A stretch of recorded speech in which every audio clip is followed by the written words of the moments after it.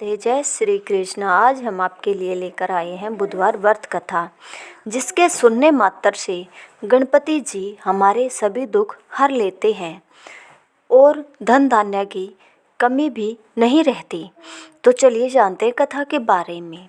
समतापुर नगर में मधुसूदन नामक एक व्यक्ति रहता था। वह बहुत धनवान था। मधुसूदन का विवाह बलरामपुर नगर की सुंदर लड़की संगीता से हुआ था। एक बार मधुसूदन अपनी पत्नी को लेकर बुधवार के दिन बलरामपुर गया। मधुसूदन ने पत्नी के माता पिता से संगीता को विदा कराने के लिए कहा। माता पिता बोले, बेटा आज बुधवार है, बुधवार को किसी भी शुभ कार्य के लिए यात्रा नहीं करते हैं।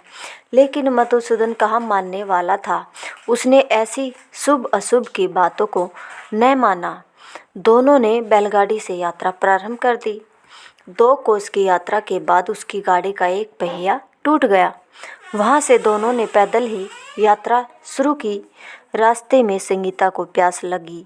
मधुसूदन उसे एक पेड़ के नीचे बैठाकर जल लेने के लिए चला गया। थोड़ी देर बाद जब मधुसूदन कहीं से जल लेकर वापस आया तो वह बुरी तरह हैरान हो उठा, क्योंकि उसकी पत्नी के पास उनकी ही शकल सूरत का एक दूसरा व्यक्ति बैठा था। संगीता भी मधुसूदन को देखकर हैरान रह गई। वह दोनों में कोई अंतर नहीं कर पाई। मधुसूदन ने उस व्यक्ति से पूछा कि तुम कौन हो और मेरी पत्नी के पास क्यों बैठे हो।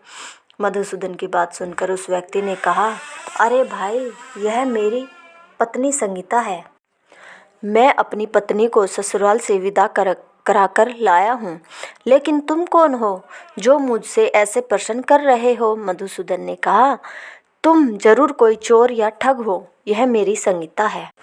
मैं इसे पेड़ के नीचे बैठाकर जल लेने को गया था। इस पर उस व्यक्ति ने कहा, अरे भाई, झूठ तो तुम बोल रहे हो। संगीता को प्यास लगने पर जल लेने तो मैं गया था। मैंने तो जल लाकर अपनी पत्नी को पिला भी दिया। अब तुम चुपचाप यहाँ से चलते बनो, नहीं तो किसी सिपाही को बुलाकर तुम्हें पकड़वा दूंगा।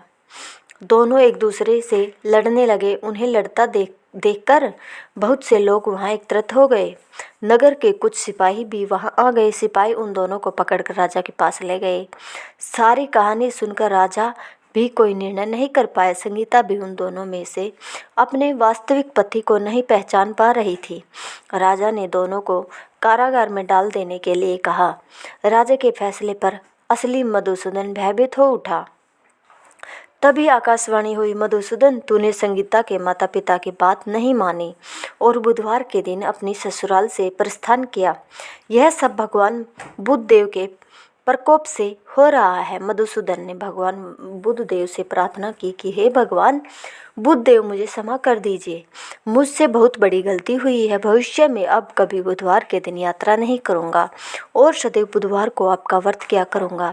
मधुसूदन के प्रार्थना करने से भगवान बुद्धदेव ने उसे क्षमा कर दिया। तभी दूसरा व्यक्ति राजा के सामने से गायब हो गया। राजा और दूसरे लोग इस चमत्कार को देखकर हैरान हो गए।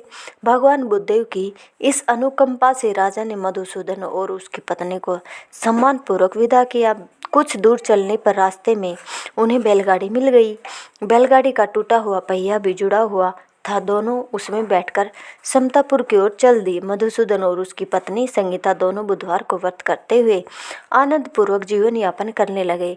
इस तरह भगवान बुद्धदेव की कृपा से उनके यहाँ खुशियाँ बरसने लगी। इस तरह जो स्त्री पुरुष विधिवत बुधवार का व्रत करके व्रत कथा सुनते हैं, भगवान बुद्धदेव उनके सभी कष्ट दूर कर देते हैं। अगर आपको हमारी यह वीडियो पसंद आई हो तो प्लीज़ लाइक शेयर सब्सक्राइब ज़रूर करें। धन्यवाद।